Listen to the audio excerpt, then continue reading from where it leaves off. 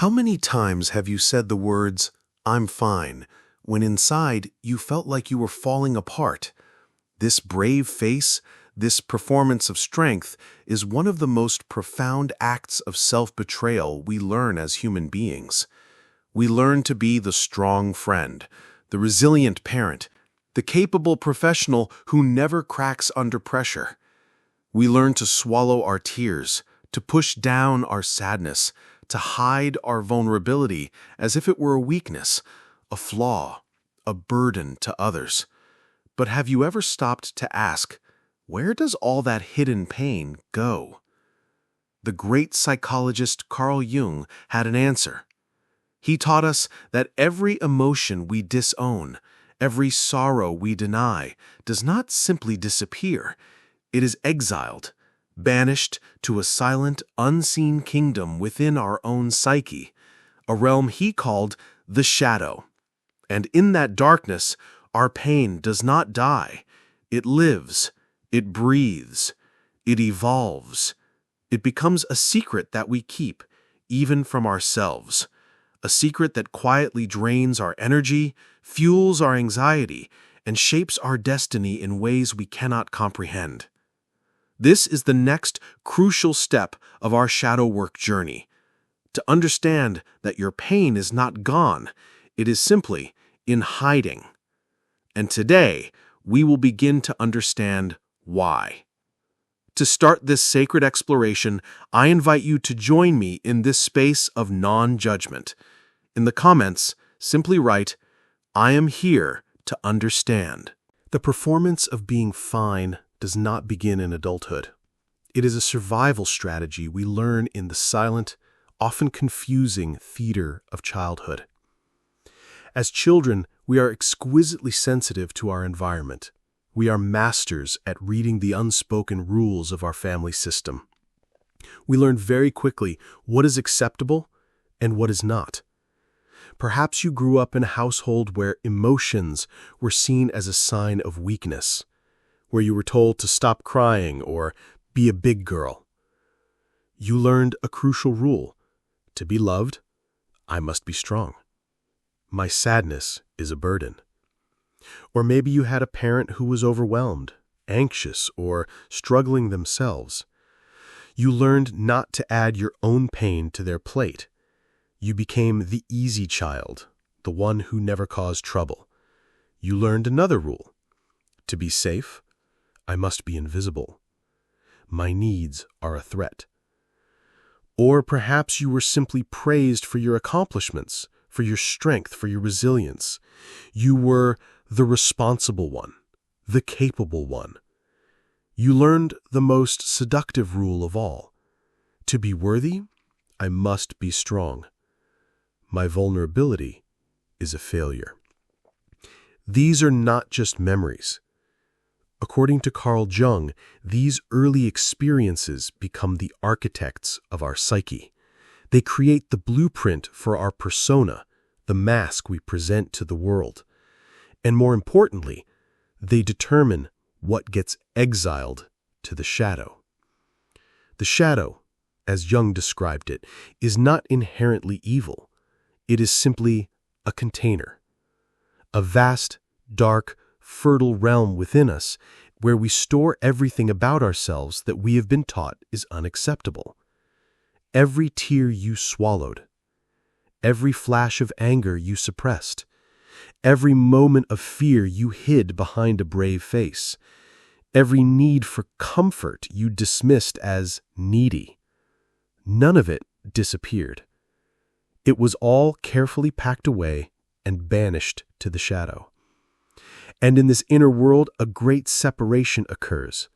The conscious self, the I that you know, becomes the performer, the one who is strong, capable, and always fine. The shadow self becomes the audience, the silent witness to the performance, holding all the feelings the performer is not allowed to show. Let's imagine a man named Mark. Mark is a successful manager in a high-pressure corporate environment. He's known for being calm under fire, logical, and unshakable. His team respects him, his family sees him as their rock, Mark's persona is one of absolute control and strength. But privately, Mark is struggling. He feels a constant, low-grade anxiety he can't explain. He has trouble sleeping. He finds himself getting irritated by small things, his wife leaving a cup on the counter, his kids being too loud. He feels a deep, gnawing sense of emptiness, a feeling that something is profoundly missing. Mark's story began in his childhood. He had a father who was a military man, a man who believed that boys don't cry. When he fell and scraped his knee, he was told to shake it off. When he was scared of the dark, he was told to be a man. He learned the rule early, and he learned it well. My vulnerability is shameful. My fear is a failure. So he packed it all away. The fear, the sadness, the need for a comforting hug. He exiled it all to his shadow. He built a persona of impenetrable strength, and it served him well. It got him promotions, it earned him respect. But the shadow never sleeps. The exiled parts of us do not simply lie dormant. They are alive, and they want to be seen. They want to come home. The anxiety Mark feels is the muffled cry of the scared little boy still hiding in his shadow. The irritation he feels at his family is the displaced anger of a child who was never allowed to be angry. The emptiness he feels is the hollow space left by the parts of himself he had to disown in order to be loved. This is the secret cost of hiding our pain. It is not just a mental exercise, it is a profound act of self-fragmentation. We are splitting ourselves in two. We are creating an inner civil war. The conscious self is constantly spending energy to maintain the performance and keep the prison walls of the shadow secure. The shadow self is constantly spending energy trying to get our attention, rattling the bars, sending up flares in the form of symptoms. This internal conflict is the source of so much of our unexplained anxiety, our depression, our fatigue. It is the exhaustion of being at war with yourself. The first step in any shadow work is to recognize that this war is even happening. It is to look at your own life, at your own performance of strength, and ask a courageous question. What parts of myself did I have to hide in order to survive? What feelings was I taught were unacceptable? The answer to that question is not an indictment of your parents or your past. It is a map that leads directly to the lost, exiled territories of your own soul. It is the beginning of understanding that the strength you show the world may be a masterpiece of performance, but true wholeness lies in having the courage to finally meet the audience that has been watching in the dark, the parts of you waiting patiently in the shadow. So we have established this inner kingdom of the shadow, a place where our exiled pain resides. But this is where the journey takes a crucial turn, because that banished pain does not simply sit there quietly. It doesn't die. It doesn't fade. It transforms. Inside the unconscious, our hidden pain lives a life of its own. It becomes what the psychologist Robert Johnson, the student of Carl Jung, called a psychic entity, an active, living complex of energy that has its own agenda. And its agenda is to be seen. This is the dangerous secret of the shadow. The danger is not that you have pain. The danger is that your unacknowledged pain begins to run your life from behind the scenes. It becomes a ghost in your own machine. And it exerts its influence in three subtle yet powerful ways. First, it drains your life force. We spoke yesterday of the psychic energy leak. This is a primary source of that leak. Imagine a high-security prison. The sheer amount of energy required to build the walls, to power the lights, to hire the guards, and to keep the prisoners contained is immense. Your psyche is that prison, and the hidden pain is the prisoner. The energy you could be using for creativity, for joy, for connection, is being diverted to maintain this internal prison system.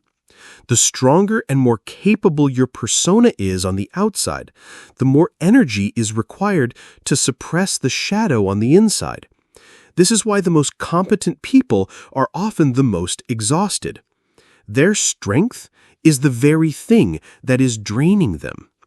Your hidden pain is feeding on your vitality. Second, your hidden pain directs your behavior from the shadow. It becomes the unseen puppeteer. Carl Jung famously said, "Until you make the unconscious conscious, it will direct your life and you will call it fate." This is precisely what happens with our hidden pain. Let's go back to Mark, the manager who was never allowed to be vulnerable. He has exiled his sadness to the shadow. Consciously, he believes he is in control. He is logical. But that exiled sadness, now a powerful psychic complex, needs an outlet. It finds one in his harsh judgment of others. When a team member makes a small mistake and shows fear, Mark's reaction is disproportionately severe. He doesn't see their fear. He sees the reflection of his own exiled, unacceptable fear, and he attacks it. This is a core concept in shadow work called projection. We project our disowned parts onto other people. The things that irritate you most about others, their weakness, their neediness, their selfishness, are often the very qualities you have locked away in your own shadow. Your hidden pain is making you see the world through a distorted lens, turning potential allies into mirrors of your own self-rejection. Third, and perhaps most profoundly, your hidden pain attracts its own echo. Jung also spoke of this phenomenon. What we do not resolve internally, we will meet externally. The universe has a way of bringing us the very experiences we need in order to heal and become whole. And it will keep bringing them until we listen. Imagine a woman, let's call her Sarah, who carries a deep hidden pain of not feeling good enough. She learned in childhood that love was conditional, tied to her performance. She exiled the pain of this realization to her shadow. As an adult, she's a high achiever, constantly seeking validation. And she finds herself, again and again, drawn to partners who are emotionally unavailable, critical, and who can never quite give her the approval she craves. She calls it bad luck in love. She thinks, why do I always attract the same type of person? But from a Jungian perspective, it is not fate. It is her own unconscious, guided by the hidden pain, seeking to heal itself. Her psyche is trying to recreate the original wound, not to torment her, but to give her a new opportunity to face it. To give her, this time as an adult, the chance to see the pattern, to feel the old pain, and to make a different choice. The choice to stop seeking validation from the outside and to finally give it to herself. Your hidden pain is like a powerful magnet pulling situations and people into your life that resonate with its frequency. It is not a punishment. It is an invitation.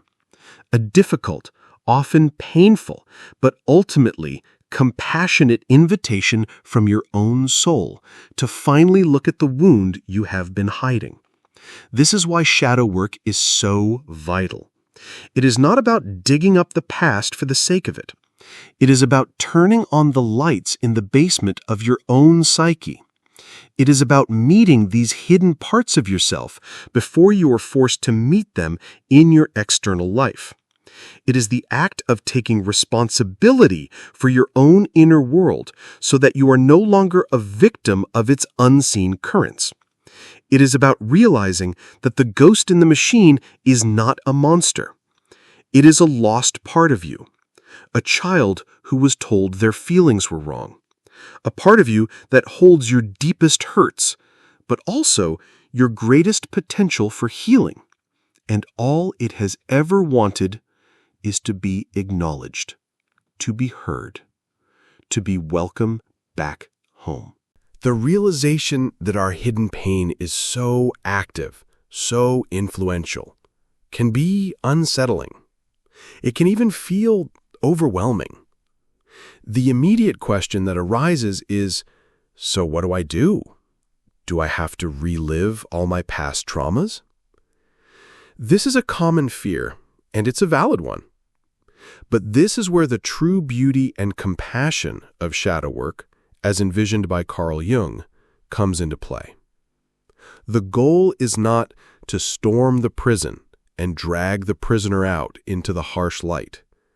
The goal is to become a compassionate visitor, to learn to sit with the pain, to listen to its story, and to let it know it is no longer alone.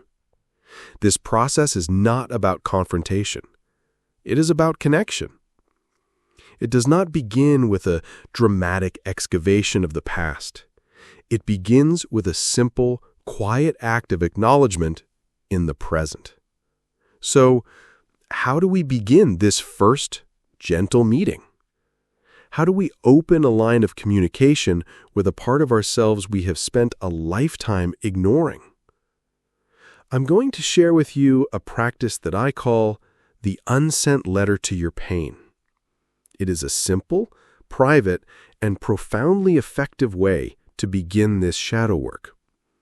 It requires nothing but a piece of paper, a pen, and a small measure of courage. The courage to be honest with yourself for just a few minutes. Here's how it works. Find a quiet space where you will not be disturbed. Take a few deep breaths, just to center yourself.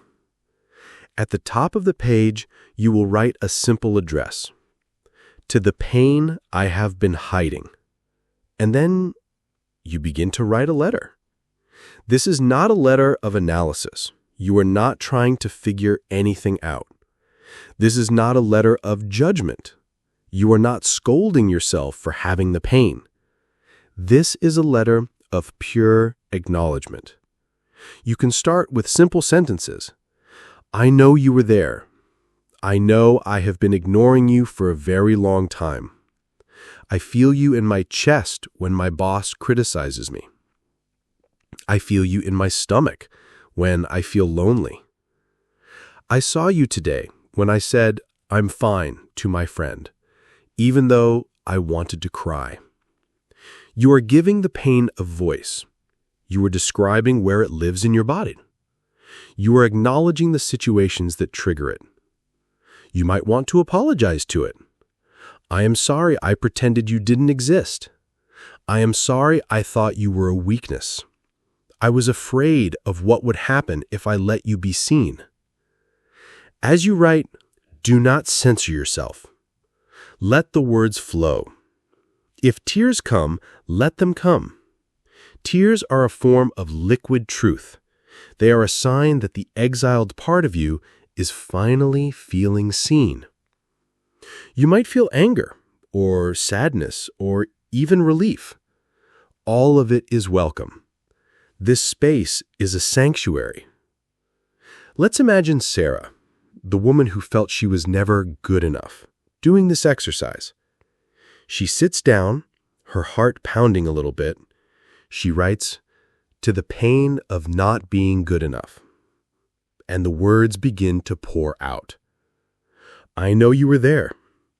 You have been with me since I was a little girl, trying to get my father's approval. I feel you every time I get a new promotion at work, but the joy only lasts for a moment before you whisper, it's still not enough. I am so sorry I have treated you like an enemy. I have tried to outrun you, to achieve my way out of feeling you, but you are always there. Today, I just want to say, I see you. I know you are a part of my story. When you have written everything that needs to be said for now, you end the letter. You do not need to send it. You do not need to show it to anyone.